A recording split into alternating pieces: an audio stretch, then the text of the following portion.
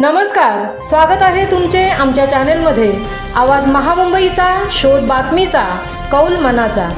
चला तर मग आमचे चॅनेल शेअर करा, लाईक करा आणि सबस्क्राइब करा। धन्यवाद। भूतान देशात आगरी बोलीचा डंका, ज्याला सर्वत्र देवमाणूस म्हणून संबोधले जाते, त्या साहित्यिक अमृत पाटील यांच्या अध्यक्षतेखाली आगरीस अस्मिता साहित्य संमेलन भूतान देशात साजरे झाले। साहित्य संमेलनाचे उद्घाटन कवयित्री स्मिता वाजेकर यांच्या शुभ हस्ते दिनांक 10 एप्रिल 2025 रोजी संपन्न झाले। आपल्या उद्घाटनपर भाषणात स्मिताताई म्हणाल्या, आगरी बोलीभाषेचा डंका आज भूतान देशात जोराने वाजत आहे। साता समुद्राच्या सीमा ओलांडून चीन देशाच्या जवळ आम्ही अभिमानाने आगरी झेंडा फडकावला। तर आपल्या अध्यक्षीय भाषणात अमृत पाटील म्हणाले, ज्याच्या नावातच आग आहे असा आमचा आगरी समाज सर्व क्षेत्रात चौखूर प्रगती करत आहे। साहित्य क्षेत्रामध्ये तर आम्ही जगाला गवसणी घातली आहे। मॉरिशियस, थायलंड आणि आता भूतान अशा देशदेशांच्या भूमीवर आम्ही आगरी साहित्य संमेलन घेऊन जगाचे लक्ष आमच्याकडे वेधून घेतले आहे।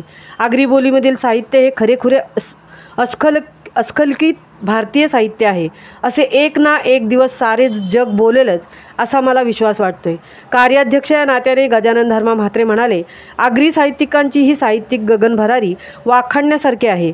या देशात आगरी बोलातील कवींचा ठसका ऐकून भूतान देशवासीय बेहद खुश झाले। आम्ही आगरी बोलीभाषेला उंचीवर नेऊन ठेवले, याचा रास्त अभिमान आहे। भूतान देशाच्या फ्युएन्शियल या शहरात तिसऱ्या आगरी अस्मिता साहित्य संमेलनाचे उद्घाटन उत्साहात संपन्न झाले।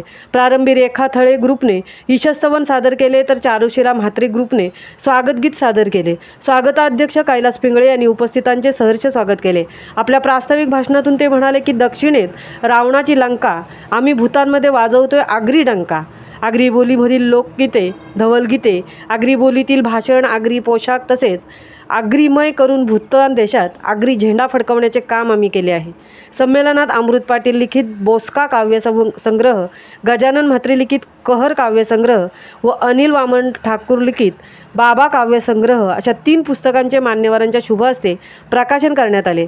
तर कैलास पिंगळे लिखित फसकी कादंबरीला, नरेश गणपत पाटील लिखित आगरी कोळी संस्कृती, स्मिता वाजेकर यांच्या वास्तव कथासंग्रहात, गजानन म्हात्रे लिखित विमानतळ एक संघर्ष या कादंबरीला व अमृत पाटील लिखित इतिहास नवी मुंबईचा या दर्जेदार पुस्तकांना साहित्य पुरस्कार प्रदान करण्यात आला।